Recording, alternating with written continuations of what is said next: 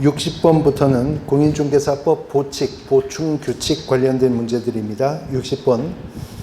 다음 중 신고 시에 포상금 지급받을 수 있는 경우가 아닌 것은, 우리 공인중개사법상 신고 또는 고발했을 때 포상금 지급받을 수 있는 경우 모두 묶어볼까요? 첫 번째, 무등록 중개업자. 두 번째는 거짓 그 밖에 부정한 방법으로 등록을 한 자입니다. 등록을 한 자. 그리고 중개사무소 개설 등록증이나 공인중개사 자격증을 양도되어 한 자나 받은 자, 그리고 개업공인중개사가 아닌 자로서 중개대상물에 대해서 표시 광고를 한 자, 그리고 부동산 거래질서 교란 행위가 7가지가 있었죠. 그 중에 어느 하나를 위반한 자를 신고 또는 고발했을 때 포상금 받을 수 있는데, 부정한 방법으로 등록을 한 자를 신고 고발하면 포상금 받을 수가 있지만, 1항에 부정한 방법으로 자격증을 취득한 자 신고 고발했다고 포상금 받을 수는 없죠. 그 다음에요, 부정한 방법으로 등록을 했든 부정한 방법으로 자격을 취득했든 다 자격 취소, 등록 취소 사유죠. 그런데 부정한 방법으로 등록을 했으면 절대적 등록 취소 사유일 뿐만 아니라 행정형벌 뭐예요? 3년 이하의 징역 또는 3천만 원 이하의 벌금이 있죠. 그런데 부정한 방법으로 자격을 취득한 거는 행정처분은 자격 취소 사유인데요. 행정형벌은 없습니다. 네, 행정형벌은 없습니다. 그 차이점이 있습니다. 1항이 정답입니다. 61번. 공인중개사 법령상 등록관청에 신고한 갑과 을이 받을 수 있는 포상금 최대 금액은 갑은 얼마 받고 을은 얼마 받는지 계산해 보죠. 첫 문장. 갑은 중개사무소를 부정한 방법으로 개설 등록한 A와 B를 각각 신고했대요. 그럼 일단 갑은 A를 신고한 거 50만 원, B를 신고한 거 50만 원 받을 가능성이 일단은 열렸죠. 네. 그 다음에 두 번째 문장.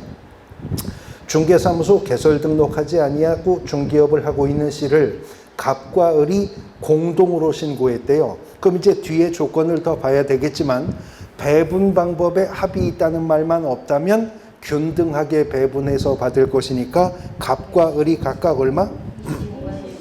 25만 원씩 받을 가능성이 있네요. 그러면 지금 누적하면 갑은 125만 원이고 을은 25만 원입니다. 누적액이. 세 번째 문장. 을이 중개사무소 등록증을 다른 사람에게 양도한 D를 신고한 이후에 갑도 D를 신고했어요. 그럼 이거는 하나의 사건에 대해서 2건 이상의 신고 고발이 접수된 것이잖아요. 이때는 누굴 준다고? 네, 최초로 신고 고발한 자, 선착순이라고 그랬어요. 그러니까 요거는 을에게 포상금 지급될 가능성이 열렸습니다. 그러면 지금 현재까지 노정액은 갑은 125만 원, 을은 75만 원입니다. 그 다음, 이가 부정한 방법으로 중개사무소를 개설 등록한 사실이 등록관청에 의해서 발각된 이후에 갑과 을은 이를 공동신고했다. 그 위반 사실이 행정기관에 의해서 발각되기 전에 신고 또는 고발이 있어야 포상금 받을 수 있는 거죠. 그러니까 이를 신고한 거는 갑도 을도 포상금 못 받아요. 그 다음에 문장. 담당 검사는 A와 E에 대해서 공소 제기했답니다. 그러면 A 신고한 거 포상금 확정이죠. E 신고한 거는 발각된 후에 신고했으니까 못 받는 거고요. 그 다음에 C와 D에 대해서 기소유예 결정 내렸다. 그러면 C와 D 신고한 거 포상금 지급 확정이죠. 근데 B에 대해서는 무혐의 처분을 했답니다. 그러면 B를 신고한 거 25만 원은 다시 빼야 되겠네요. 그러면 75만 원인데 마지막 조건에 갑과 을 사이에 포상금 분배 약정은 없었다면 아까 균등하게 해서 배분한 25만 원이 최종 확정이죠. 그래서 결국 갑은 75만 원, 을도 75만 원이 되는 것입니다. 62번. 공인중개사 법령상 해당 지방자치단체 조례가 정하는 바에 따라 수수료를 납부하는 자로 옳은 것을 모두 고른 것은, 자, 공인중개사법상 행정수수료 납부해야 되는 경우가 모두 몇 가지? 6가지가 있습니다. 6가지 수수료 내야 되는데, 공인중개사 시험에 응시할 때, 자격증 재교부 신청할 때, 중개사무소 개설 등록 신청할 때와 등록증 재교부 신청할 때, 법인이 분사무소 설치 신고할 때와 신고필증 재교부 신청할 때 행정수수료 내야죠. 근데 한 가지 유의하셔야 될 것이 6가지의 경우에 수수료는 원칙은 해당 지방자치단체 조례가 정하는 수수료를 내는 게 원칙이에요. 근데 한 가지, 공인중개사 시험의 응시 수수료는 실제로 시험이 어떻게 시행되느냐에 따라서 수수료 결정의 방법이 3가지로 나누어진다고 그랬어요.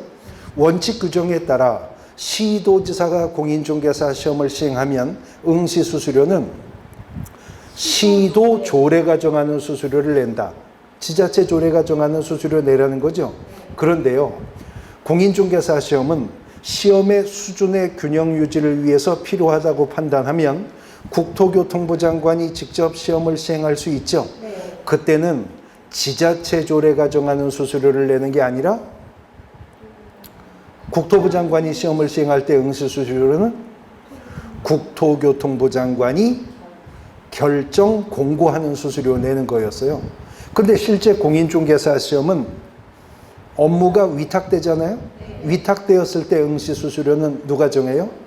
위탁을 받은 자가 위탁을 한 자의 승인을 얻어서 결정 공고하는 수수료 내랍니다. 62번에서 제가 물어본 것은 수수료 내야 되는 경우를 다 고르라는 게 아니고 지방자치단체 조례가 정하는 수수료 내야 되는 경우를 고르라고 한 거예요. 그러면 기업, 공인중개사 자격증 재교부 신청하는 자, 시도조례가 정하는 지자체 조례 수수료 내야죠. 근데 니은 국토부 장관이 시행하는 공인중개사 시험에 응시하는 자 수수료 내요? 내지만 이때는 누가? 국토부 장관이 결정 공고하는 수수료 내지 지자체 조례가 정하는 수수료 안 내죠. 그래서 정답에서 빠지는 겁니다. 그 다음 디귿, 소속 공인중개사 고용 신고하는 자, 이건 아예 수수료 납부 사유가 아니고요. 리을, 분사무소 설치 신고하는 자는 주사무소 소재지 시군구 조례가 정하는 수수료 내야죠. 그래서 지자체 조례가 정하는 수수료 내야 되는 경우는 기업과 리을입니다. 2항이 정답입니다. 이제 지도감독 행정처분 벌칙 관련 문제들입니다. 63번.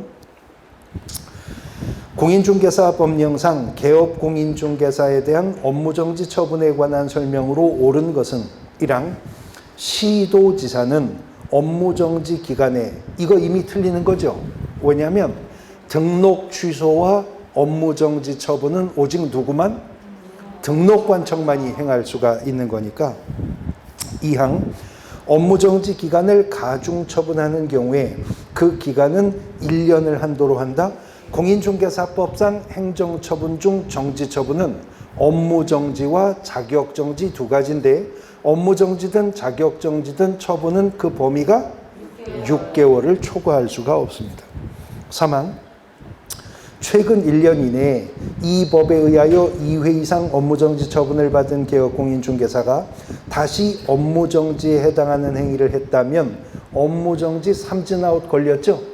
절대적 등록 취소 사유이기 때문에 업무정지 처분할 수가 없습니다. 4항 업무정지 처분은 해당 사유가 발생한 날로부터 2년이 아니라 3년이 경과했어야 그 이후로는 업무정지를 할 수가 없게 되는 거죠. 5항 개업공인중개사가 중개대상물에 관하여 정보를 거짓으로 공개한 경우에 등록관청은 위반 행위의 동기 등을 참작하여 4월에 업무정지 처분을 할 수가 있다. 그렇죠? 6월의 범위 내에서 업무정지 처분 사유가 되는 거니까 구체적으로 4월 처분 내릴 수 있습니다. 5항이 정답이고요. 64번 공인중개사 법령상 자격 취소에 관한 설명으로 옳은 것은 1항 자격 취소 처분은 자격증 교부한 시도지사 또는 사무소 소재지 시도지사가 행한다? 아닙니다. 언제나 자격 취소나 자격 정지는 결자 해지라고 준자가 뺏을 수 있다고 그랬죠. 교부한 시도지사만 행할 수 있습니다. 2항 자격증을 교부한 시도지사와 공인중개사 사무소가 소지하는 시도지사가 서로 다른 경우에는 자격증을 교부한 시도지사가 자격 취소 처분에 필요한 절차를 모두 이행한 후 그 결과를 사무소 소재지 시도지사에게 통보한다. 바뀌었네요.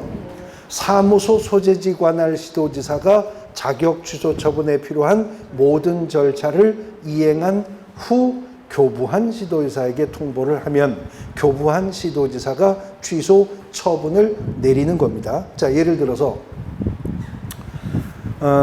여러분들은 다 광명에서 공인중개사 시험에 응시하실 거잖아요. 그러면 공인중개사 자격증을 누가 교부하죠? 경기도지사가 교부하잖아요. 근데 거리가 가까우니까 광명시 철산 근처에서 공인중개사 시험에 합격해서 바로 옆에 가산 디지털단지역 앞에 중개사무소를 둘 수 있죠. 네. 그 가산은 서울이죠. 네.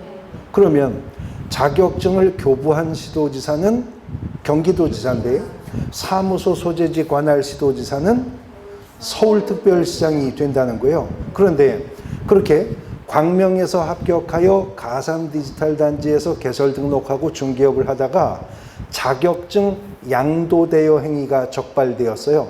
이거 자격 취소 사유죠. 그런데 자격을 취소하려면 그 전에 뭐 해야 돼요? 자격 취소 처분을 내리기 전에 할 일이 있잖아요. 사전 구제 절차로 청문을 해야죠. 청문을 누가 합니까? 서울특별시장이 청문을 하는 거예요. 자격 취소 처분에 필요한 모든 절차를 이행한다고 하니까. 그러니까 서울특별시장이 청문회 절차까지 다 이행을 해서 경기도지사에게 통보하는 거죠. 그러면 경기도지사가 자격 취소 처분을 내리면 자격 취소 처분을 받은 자 뭐 해야 돼요? 자격증 반납을 해야죠. 언제까지? 7일 이내에. 반납을 안 했을 때 100만 원 이하의 과태료 처분도 경기도지사가 내리게 되는 것입니다. 그 다음 3항 자격 취소 처분을 받은 자는 3년간 공인중개사가 될 수가 없다. 3항이 옳은 지문이죠. 그러면 그 3년 동안요 중개보조원은 할 수 있어요? 왜요? 왜 없죠? 결격사유에도 해당하는 기간이기 때문입니다. 3항이 정답입니다. 4항 공인중개사인 개업공인중개사가 자격정지 기간 중인 소속공인중개사로 하여금 중개 업무를 수행하게 한 경우에 개업공인중개사 및 소속공인중개사 모두 자격 취소 처분을 받는다. 자, 이 경우 소속공인중개사 자격 취소 맞아요? 자격정지 기간 중에 업무에서요. 소속공인중개사 자격 취소 맞아요? 맞아요? 맞아요. 소속공인중개사는 자격 취소예요. 근데 개업공인중개사도 자격 취소인가요? 절대적 등록 취소죠. 개업공인중개사는 등록 취소, 소속공인중개사는 자격 취소가 됩니다. 그래서 틀렸어요. 5항 자격 취소 또는 자격정지 처분을 행한 시도지사는 5일 이내에 이를 국토교통부 장관에게 보고하고 다른 시도지사에게 통지해야 된다. 자격 취소 처분을 했을 때 맞아요, 이거? 자격 취소? 맞죠. 그러나 자격 정지 처분은 보고하거나 통지할 의무는 없는 겁니다. 자격 정지도 들어가 있기 때문에 틀린 지문인데 자격을 취소했을 때 시도지사가 국토부 장관한테 언제까지 보고해야 된다고요, 지금? 5일 이내. 근데 공인중개사법에 7일 이내에 하라는 거 많고 10일 이내에 하라는 것도 많지만 공인중개사법에서 5일 이내에 하라는 것은 오직 이것뿐이라고 그랬죠. 5일은 공인중개사법에서 여기 한번 5일이 나와요. 근데 부동산 거래 신고 등에 관한 법령에서도 5일이 나온다 그랬어요. 뭐죠? 토지거래 허가구역의 효력 발생이 공고한 날로부터 5일 후 효력 발생한다 하는 거 있었었죠. 사망이 정답입니다. 65번 개업공인중개사가 폐업신고 후 다시 중개사무소 개설 등록을 한 때에는 폐업신고 전에 개업공인중개사의 지위를 승계한다.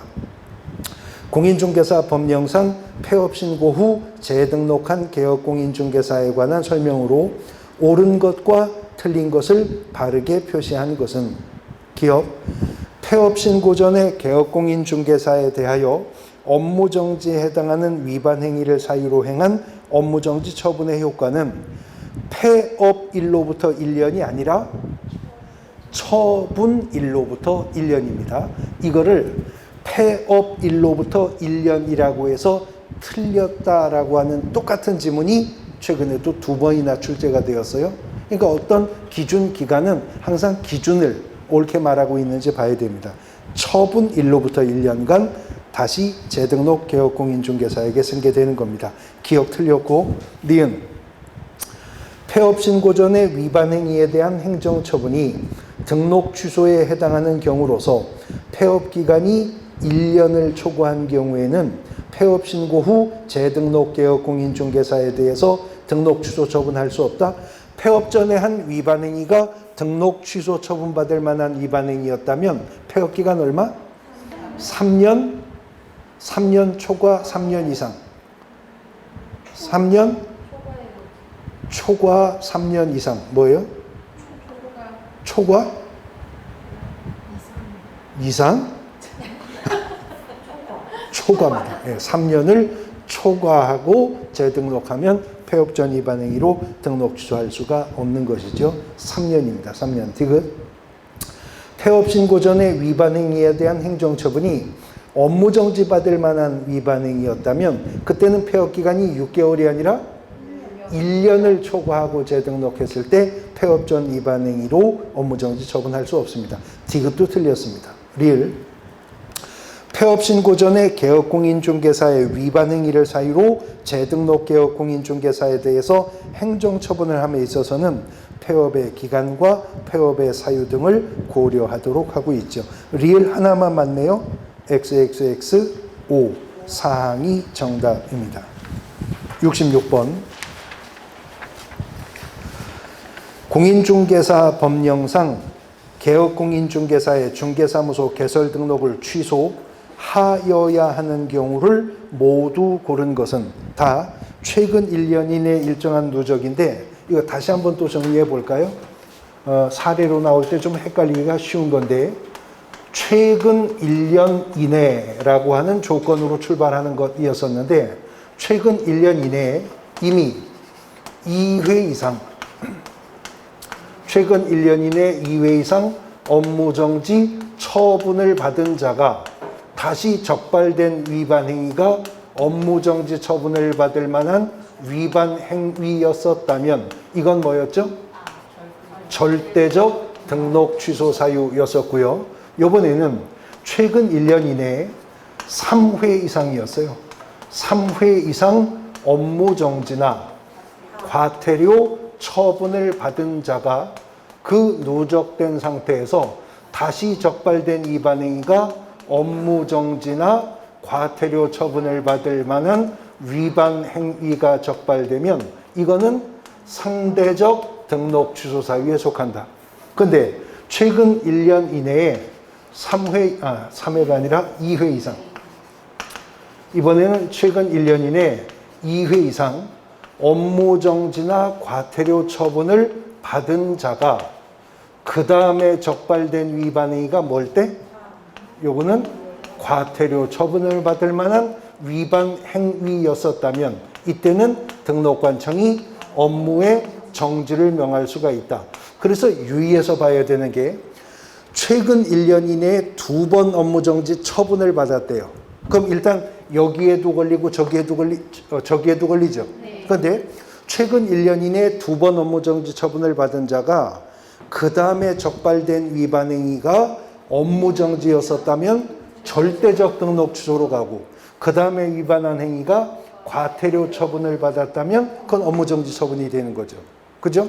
근데 최근 1년 이내에 2회 이상 업무정지나 과태료 처분을 받은 자가 그 다음에 위반한 행위가 업무정지 받을 만한 위반 행위면 이건 뭐가 된다 그랬어요? 네? 지난주에 했잖아요. 이거는 업무정지 사유가 된다고 했었죠. 왜요? 업무정지 받을 짓을 했으니까 이건 업무정지지 누적하고는 상관없는 거라 그랬어요. 근데 이제 문제는 이것과 저것의 문제인데 3회 이상 업무정지나 과태료 처분을 받은 자가 그 다음에 위반한 행위가 업무정지나 과태료 위반 행위에 속하는데 그 경우의 수 중에는 여기에도 해당하면서 저기에도 해당할 수 있다 그랬죠. 그때는 어느 쪽으로? 무거운 쪽으로 간다. 그래서 그거는 절대적 등록 취소 사유가 된다고 했습니다. 그럼 보시면 기업 최근 1년 이내에 공인중개사법에 의해서 2회 업무정지 처분을 받고 다시 업무정지 처분에 해당하는 행위를 했다면 그건 그냥 고스란히 여기 해당하는 거죠. 절대적 등록 취소 사유입니다. 근데 니은을 보시면 최근 1년 이내에 공인중개사법에 의해서 업무정지가 한 번, 과태료가 두 번, 그리고 업무정지에 해당하는 행위를 했으면 업무정지 한 번, 과태료 두 번으로 이거 충족시켰죠. 그리고 여기에 해당하는 행위를 했으니까 이거는 상대적 등록 취소 사유가 되겠네요. 그런데 디귿을 보면 최근 1년 이내에 공인중개사법에 의해서 업무정지가 두 번이고 과태료가 한 번이에요. 니은과 순서가 바뀌었죠. 근데 그리고 업무정지에 해당하는 행위를 했다면 지금요 1회 과태료 처분받은 게 없었다고 치면 기업과 똑같아지는 거잖아요. 그러니까 이거는 어디로 간다? 절대적 등록 취소로 가게 되는 것입니다. 그 다음 리을 최근 1년 이내에 공인중개사법에 의해서 내리 3번 과태료 처분을 받고 다시 업무정지 처분에 해당하는 행위를 했다면 이거는 상대적 등록 취소가 되겠죠. 기업과 디귿이 절대적 등록 취소 사유입니다. 2항 정답입니다. 67번 다음 중 1년 이하의 징역이나 1,000만 원 이하의 벌금에 처할 수 있는 사유에 해당하지 않는 것은 1항 공인중개사가 아닌 자가 공인중개사 또는 이와 유사한 명칭을 쓰는 거 1년 1천이죠. 근데 제가 아닌 자 시리즈는 다 1년 1천 간다고 했어요. 공인중개사가 아닌 자가 공인중개사 또는 이와 유사한 명칭을 써도 1년 1천. 또 개업공인중개사가 아닌 자가 공인중개사 사무소 부동산 중개 또는 이와 유사한 명칭을 써도 1년 1천. 또 개업공인중개사가 아닌 자가 중개대상물에 표시 광고를 해도 1년 1천입니다. 그 다음 2항 중개보수 또는 실비를 초과하여 금품받거나 그 외에 사례, 증여, 그 밖에 어떤 명목으로라도 금품을 받으면 33조 1항의 세 번째 위반 행위죠. 33조 1항의 1호, 2호, 3호, 4호까지는 1년 1천 가는 것이었었습니다. 나머지는 모두 다 3년 3천이었고요. 3항 관계법령이 양도 알선을 금지하는 부동산의 분양임대 등과 관련 있는 증서 등의 매매 교환을 중개하거나 그 매매를 업으로 하는 행위. 요거는 1년 1천이 아니라 3년 3천 갑니다. 4항 다른 사람에게 자기의 성명을 사용하여 중개 업무를 하게 하거나 자격증을 양도되어 한 자 또는 양수되어 받은 자. 하여튼 증 빌려주는 건 무조건 잘리죠. 등록증 양도되어는 절대적 등록 취소, 자격증 양도되어는 자격 취소. 그리고 증 양도되어는 등록증이든 자격증이든 양도되어를 한 자든 받은 자든 모두 형벌은 1년 1천 간다고 했었습니다. 그래서 공인중개사법은 등록증 양도되어, 자격증 양도되어는 한 자와 받은 자를 모두 처벌하죠. 그런데 양도되어라는 것은 양면성이 있어서 양도되어를 한 자가 있으면 받은 자도 있어야 한 건의 위반이 성립할 수 있죠. 그러면 등록증이든 자격증이든 양도되어를 한 자가 나빠요? 받은 자가 나빠요? 둘 다 나빠요. 그래서 1년 이하의 징역 또는 1,000만 원 이하의 벌금형을 양도되어 한 자 받은 자 모두 내리는 겁니다. 그러면 부동산 실권리자 명의등기에 관한 법률이 금지하는 명의신탁이라는 거 있잖아요. 근데 명의신탁이라는 것도 성립하려면 명의신탁을 한 자가 있으면 받은 자도 있어야 명의신탁이 성립하는 거죠. 그러면 신탁한 신탁자가 나빠요? 수탁자가 나빠요? 아니, 둘 다 나빠요. 한 자도 나쁘고 받은 자도 나쁘죠. 그런데요, 공인중개사법 입법자는 등록증이든 자격증이든 양도되어 했으면 한 놈도 나쁘고 받은 놈도 나쁜데 너네 둘 다 똑같아. 그래서 양도되어 한 놈도 받은 놈도 1년 1천이죠. 입법자는 생각이 달라요. 명의신탁은 한 놈도 나쁘고 받은 놈도 나쁜데 한 놈이 훨씬 더 나빠. 그래서 명의신탁자는 5년 이하의 징역 또는 2억 원 이하의 벌금으로 처벌하고 수탁자는 3년 이하의 징역 또는 1억 원 이하의 벌금형으로 형벌을 실명법은 또 달리 두고 있다는 것도 비교해 두셔야 됩니다. 5항 거래정보사업자가 개업공인중개사로부터 의뢰받은 중개대상물의 정보 이외의 것을 공개하거나 의뢰받은 내용과 다르게 정보를 공개한 때 이거 1년 1천이죠. 그런데요, 공인중개사법상 3년 이하의 징역이나 3천만 원 이하의 벌금형에 해당하는 사유 중에 거래정보사업자가 걸릴 게 하나도 없어요. 그런데 1년 이하의 징역이나 1,000만 원 이하의 벌금형 중에서 거래정보사업자를 대상으로 만든 유일한 형벌사유가 이겁니다. 그러니까 거래정보사업자로서는 공인중개사법상 유일한 행정형벌사유가 정보공개 방법을 위반하는 행위가 되는 겁니다. 사망이 정답입니다. 자, 1년 1천 사유에 대해서 보셨고요. 68번은 3년 3천 사유를 고르는 겁니다. 기억. 단체를 구성하여 특정 중개 대상물에 대하여 중개를 제한하거나 단체 구성원 이외의 자와 공동 중개 제한하는 행위를 한 개업공인중개사. 부동산 거래질서 교란행위 했네요. 부동산 거래질서 교란행위는 모두 다 3년 3천 가죠. 모두 다 신고 또는 고발하면 포상금 받을 수 있는 사유들이고요. 니은 제3자에게 부당한 이익을 얻게 할 목적으로 거짓으로 거래가 완료된 것처럼 꾸미는 등 중개대상물의 시세에 부당한 영향을 주는 행위를 한 개업공인중개사. 이 또한 부동산 거래질서 교란행위죠. 3년 3천입니다. 디귿. 안내문 온라인 커뮤니티 등을 이용하여 특정 가격 이하로 중개를 의뢰하지 아니하도록 유도하는 행위를 한 자. 이건 누구든지 이런 짓으로 개업공인중개사 업무 방해하면 안 된다 그랬죠? 이것도 부동산 거래질서 교란행위니 3년 3천 갑니다. 리얼. 다른 사람에게 자기 성명을 사용하여 중개 업무를 하게 한 자. 이건 양도되어잖아요. 한 자든 받은 자든 다 1년 1천. 그 다음 미음. 중개사무소 등록증을 다른 사람에게 양도되어 한 자든 받은 자든 다 1년 1천. 기억, 니은, 디귿까지만 3년 3천. 1항이 정답입니다. 이제 부동산 거래 신고 등에 관한 법령 관련 문제입니다. 69번. 부동산 거래 신고 제도에 관한 설명 중 틀린 것을 찾습니다. 2항. 국토교통부 장관은 부동산 거래 가격 검증 체계 구축 운영, 신고 내용의 조사 및 부동산 정보 체계 구축 운영 업무를 금융감독원에 위탁하나요?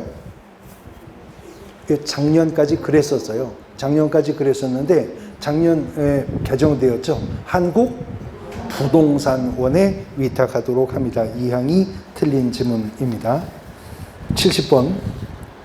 부동산 거래 신고 제도에 관한 설명 중에서 틀린 것을 묻습니다.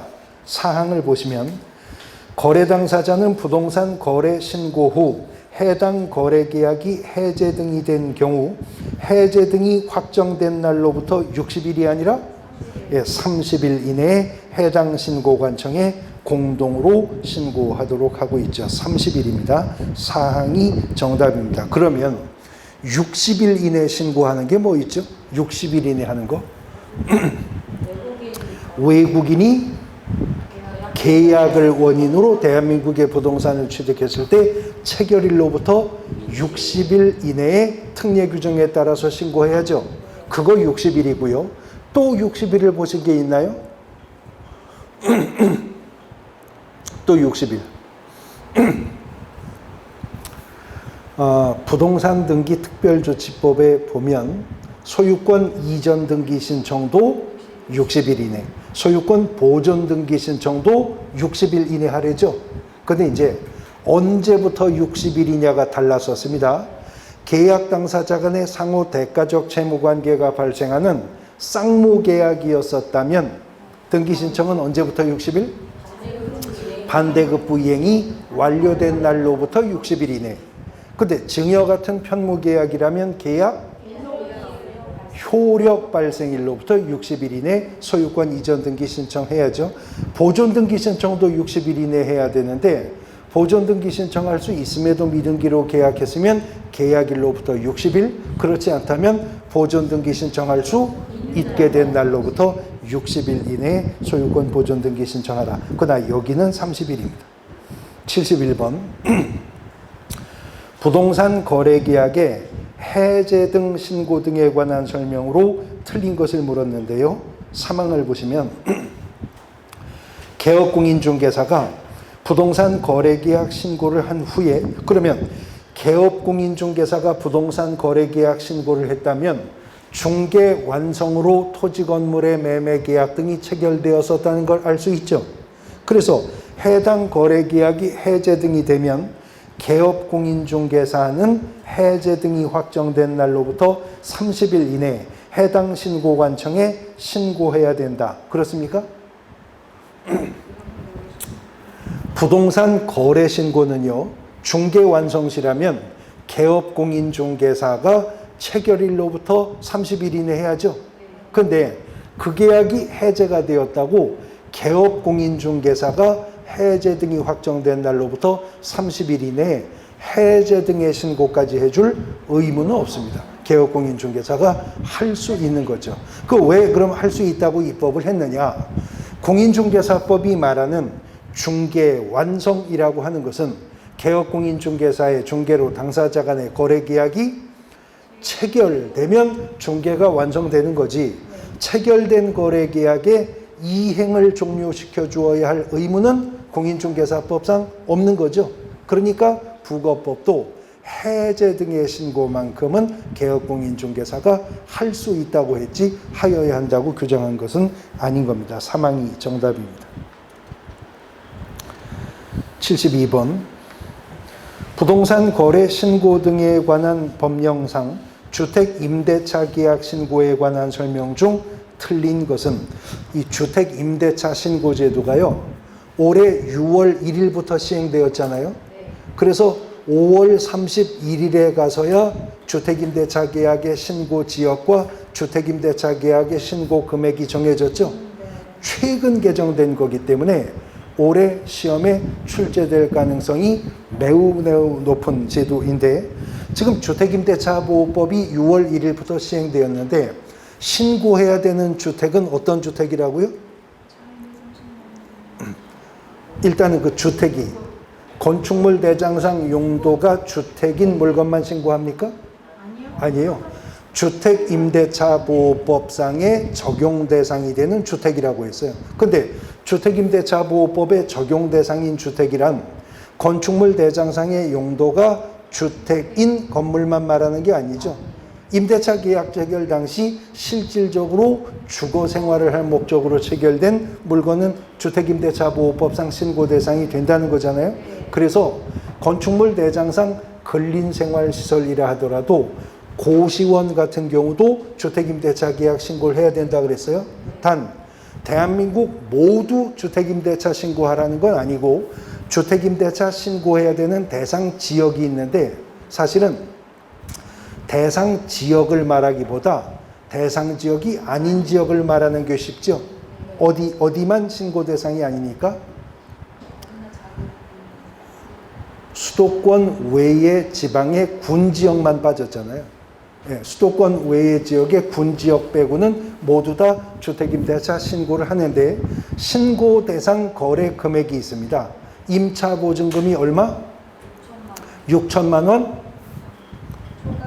초과입니다. 6천만 원을 초과하거나 아니면 월 차임이 30만 원을 초과한다면 주택임대차 신고하되 주택임대차 신고도 똑같죠. 계약 체결일로부터 30일 이내에 주택임대차 신고를 하는데 틀린 걸 물었어요. 5항을 보시면 공공주택특별법 또는 민간임대주택에 관한 특별법에 따른 임대사업자가 관련 법령에 따르는 주택임대차 계약 신고를 했어도 이 법에 따르는 주택임대차 계약 신고는 별도로 해야 된다.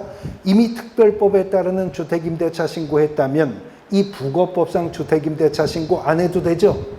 그 다음에 더 보편적으로 주택임대차 신고를 안 해도 되는 경우가 사항인데요. 사항. 임차인이 주민등록법에 따라 전입신고를 하는 경우에는 이 법에 따르는 주택임대차 계약의 신고는 한 것으로 본다 하는 규정입니다. 근데요, 일반적으로 주택임차인들은 등기가 없이도 임차권을 제3자에게 주장하기 위해서 대항력을 확보해야 되기 때문에 대항요건들을 다 갖추죠. 대항요건이 두 가지예요. 주택의 인도 및 주민등록 전입신고거든요. 그러니까 전입신고를 하면 주택임대차 신고는 한 것으로 의제가 되기 때문에 크게 그 역할이 감소가 되었다 하는 걸 알 수 있습니다. 그런데 만약에 주택임대차 신고를 하면서요. 주택임대차 신고를 하면서 임대차 계약서도 제출하고 주택임대차 신고를 했으면 계약서에 뭐가 있는 것으로 본다? 거민이 아니고.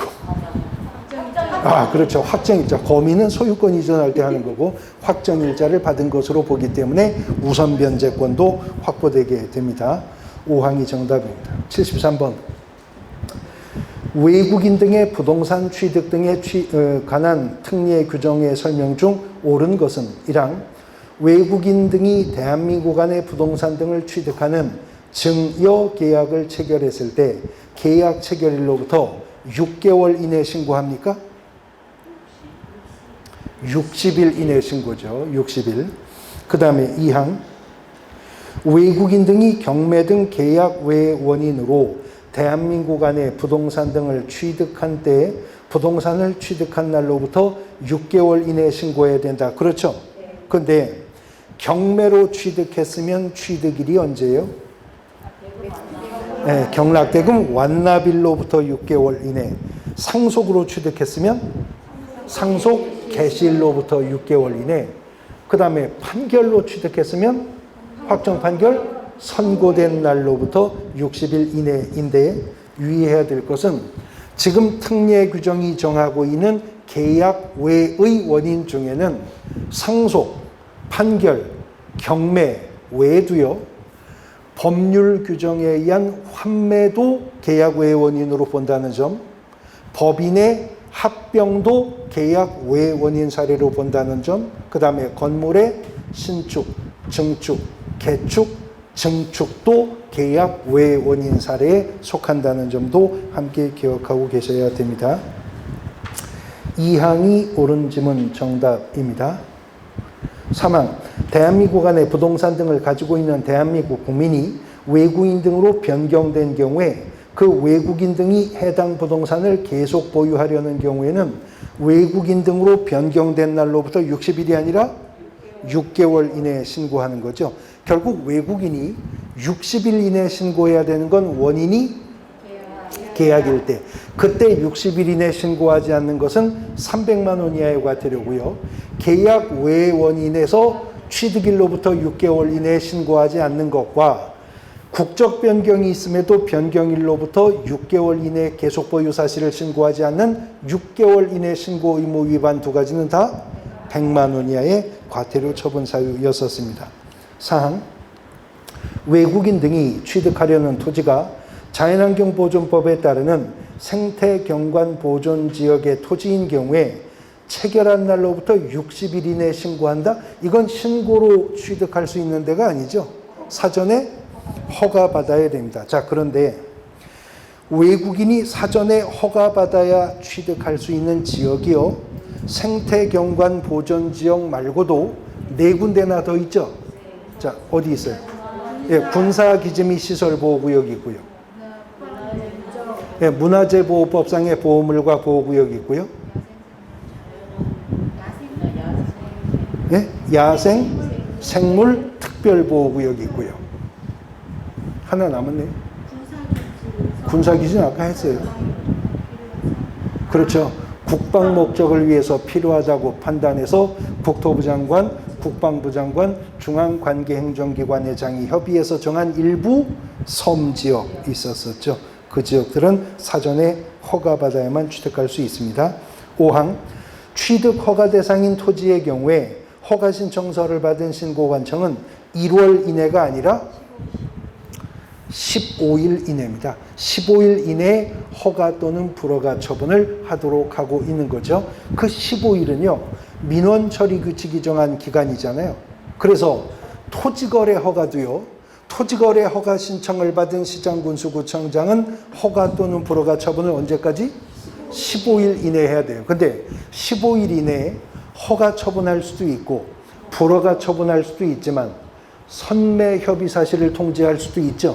근데 토지거래 허가 신청을 받아놓고도 15일이 지나도록 허가 신청도 안 하고, 허가 처분도 안 하고 불허가 처분도 안 하고 선매 협의 사실을 통지하지도 않으면 허가가 의제되죠. 언제? 그 기간이 끝난 다음 날입니다. 그 기간이 끝난 다음 날에 허가가 의제가 된다고 했었습니다. 이 항이 정답입니다. 74번. 외국인 토지 취득 시 소재지 관할 시장군수구청장으로부터 허가받아야 하는 대상 토지가 아닌 것은, 이미 방금 전 문제에서 허가 대상 지역들 5군데 묶어봤는데 그 중에 5항 전통사찰의 보존 및 지원에 관한 법률에 따른 전통사찰의 대지는 없었죠. 5항이 정답입니다. 75번. 외국인의 부동산 취득 등에 관한 내용 중 틀린 것을 찾습니다. 1항, 업무를 집행하는 사원 또는 구성원의 2분의 1이 대한민국 국적을 보유하고 있지 아니한 자로 구성된 법인이 대한민국 안에 부동산 등을 취득하는 교환, 증여계약을 체결했을 때에는 취득일로부터 60일 이내에 신고관청에 신고하여야 한다. 맞습니까?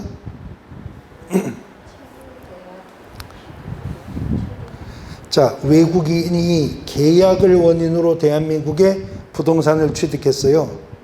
취득일로부터 60일 이내 신고가 맞아요? 그렇죠. 그렇죠. 항상 기준을 제대로 말하고 있는지 보셔야죠. 지금은 취득일로부터 60일이 아니고 체결일로부터 60일이죠. 체결일로부터 60일.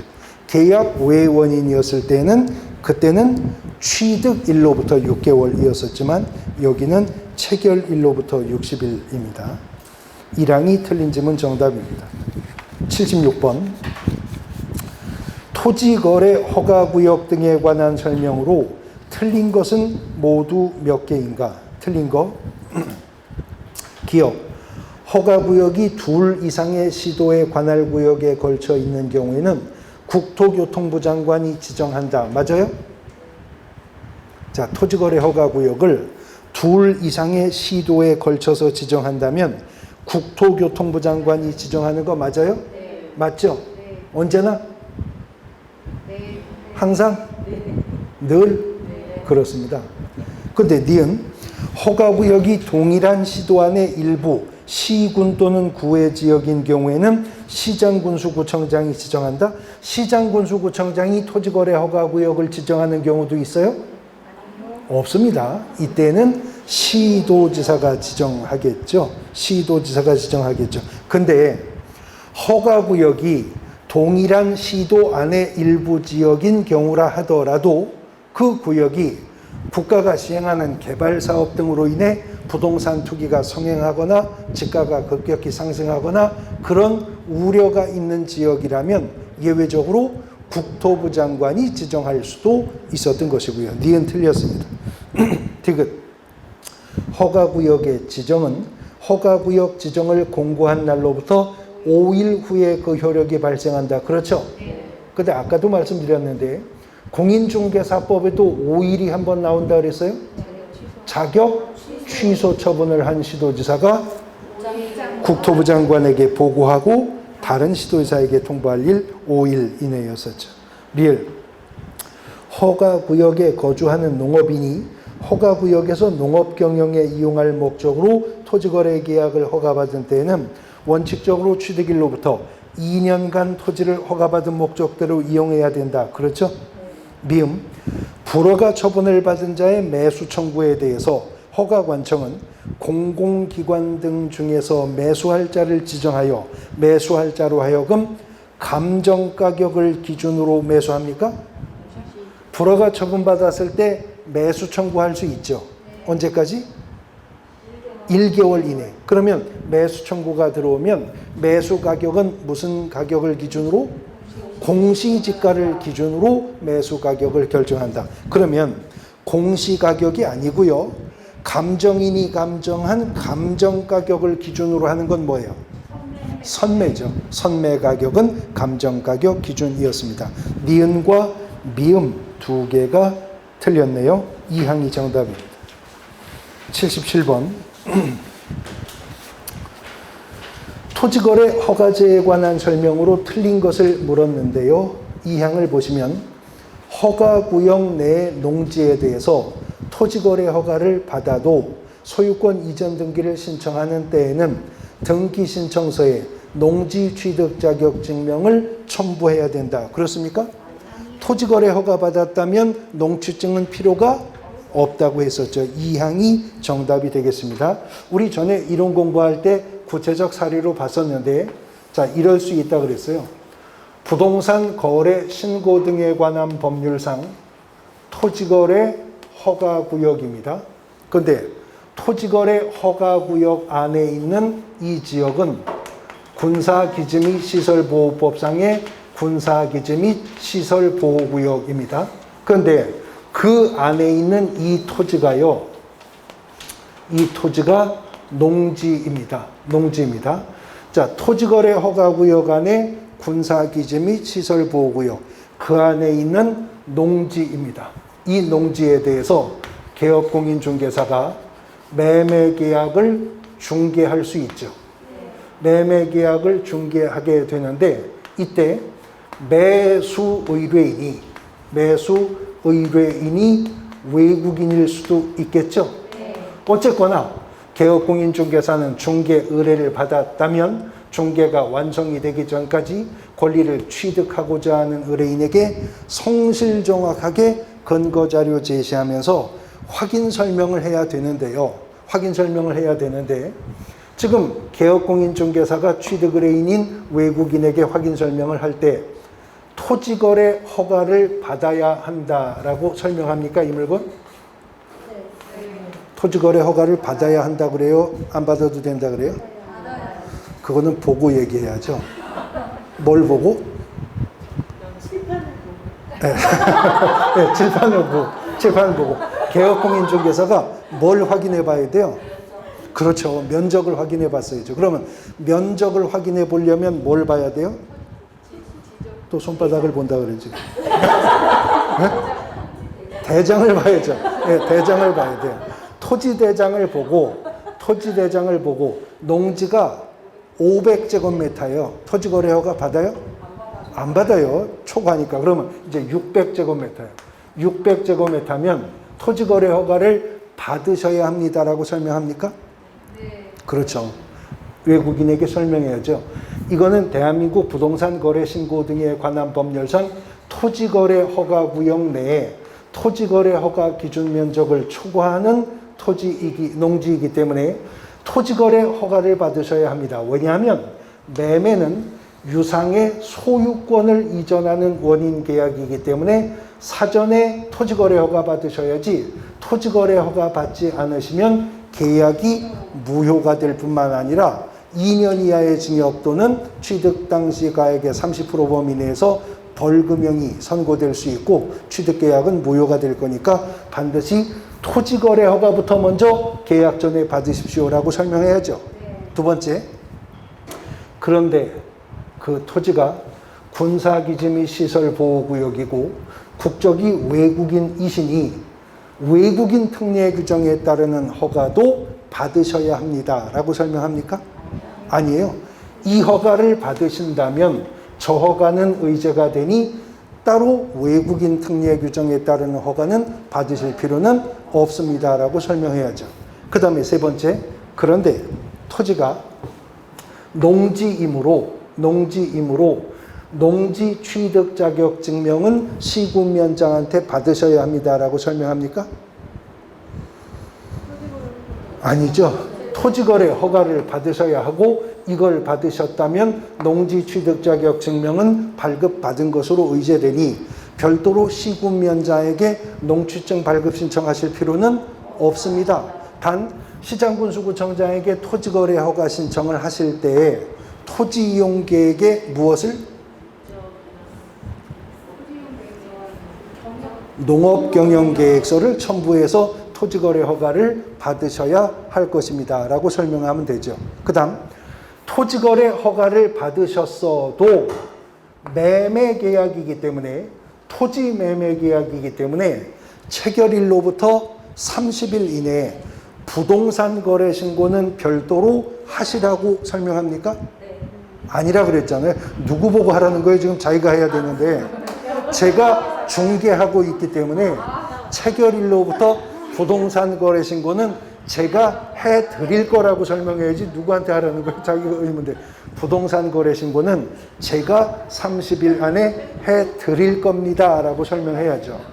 그런데 소유권 이전을 수반하는 원인이 계약이기 때문에 부동산 등기 특별조치법상 거민은 받으셔야 한다고 설명합니까? 아니죠. 부동산 거래 신고를 필요하면 거민이 의제되므로 별도로 거민은 신청하실 필요가 없습니다라고 설명해야죠. 그러면 계약 체결되면 소유권 이전 등기 신청은 하셔야 한다고 설명합니까? 아니면 제가 해드립니다라고 설명해요? 네? 내가 해줄 필요 없어요. 나는 거래계약 체결 개중 끝난 거예요. 소유권 이전 등기 신청은 하셔야 됩니다. 법률 행위로 인한 물권의 변동은 등기해야 효력 발생하니 소유권 이전 등기 신청하십시오라고 설명해야죠. 그냥 하십시오라고 설명하면 안 되고요. 언제까지 하라고? 그러니까 언제부터 60일? 아니죠. 계약 체결이 아니고 자 지금 쌍무 계약이잖아요. 그러니까 반대급부 이행 완료일이니까 반대급부 이행일이 언제예요 지금에서? 그렇죠. 그러니까 잔금 치르고 나서 60일 안에는 소유권 이전 등기 신청을 하셔야 합니다라고 설명해야죠. 이런 설명을 어떻게? 성실 정확하게 근거 자료를 제시하면서 설명해야 됩니다. 미국인이면 영어로? 그런 법은 없다 그랬어요. 뭐 프랑스인이면 프랑스어로 그런 법은 없다 그랬어요. 근데 그래서 매매계약이 체결되면 개업공인중개사가 매매계약서 작성해야죠. 확인설명서도 작성해야죠. 확인설명서 몇 번? 아니, 서식번호 몇 번? 3번이죠. 3번. 토지 확인 설명서니까 3번 서식을 작성해야죠. 영어로? 영어로 해야 된다고 그랬어요. 영어로 해야 된다고 그랬잖아요. 우리가 공부는 안 하지만 시행규칙 별주서식의 중개대상물 확인 설명서는 영문판 서식도 있다고 그랬잖아요. 물론 시험에는 안 나올 거지만 확인 설명서 법정 서식이 영어판 서식도 있어요. 외국인이면 영어판 서식으로 작성해야 될 거예요. 그거는 매매를 중개할 때 이제 그러는 거예요. 근데 똑같은 물건인데 이런 물건에 대해서 개업공인중개사가 경매 대리를 할 수도 있죠. 대법원 규칙상 등록을 했다면. 근데 경매 대리 위임인이 또 외국인일 수도 있는 거 아니에요? 외국인일 수 있죠. 어쨌거나 대법원 규칙에서도 개업공인중개사는 경매 물건에 대해서 위임인에게 성실 정확하게 근거자료 제시하면서 확인 설명해야 된다는 거잖아요. 그럼 이제 위임인에게 설명하는데 토지거래 허가를 받으셔야 합니다라고 설명합니까? 안 받아도 된다 그러죠. 민사집행법상 경매로 취득하시니 토지거래 허가를 받으실 필요가 없습니다. 만일 이것이 자산관리공사법상 공매로 취득하셔야 되는 거였었다면 토지거래 허가를 받으셔야 하는 게 원칙이지만 그때도 안 받는 경우가 있습니다. 어떤 때? 3회 이상 유찰되었다면 공매는 토지거래 허가가 필요 없어지지만 경매기 때문에 아예 토지거래 허가는 필요가 없습니다 라고 설명해야 되겠죠.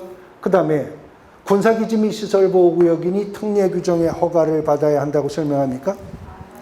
계약을 원인으로 취득하는 게 아니니까 그 허가 대상이 되는 것도 아니죠. 그러면 농지 취득 자격 증명은 필요하다고 설명합니까? 네. 그러면 매수 신청 시에 입찰표를 작성해 제출할 때 농취증도 같이 내셔야 한다고 설명합니까? 그건 아니었죠.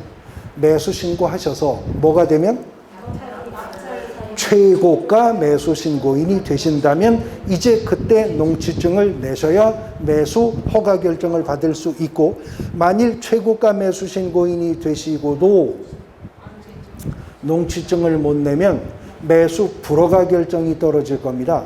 그리고 경매는 다시 세매각, 재매각?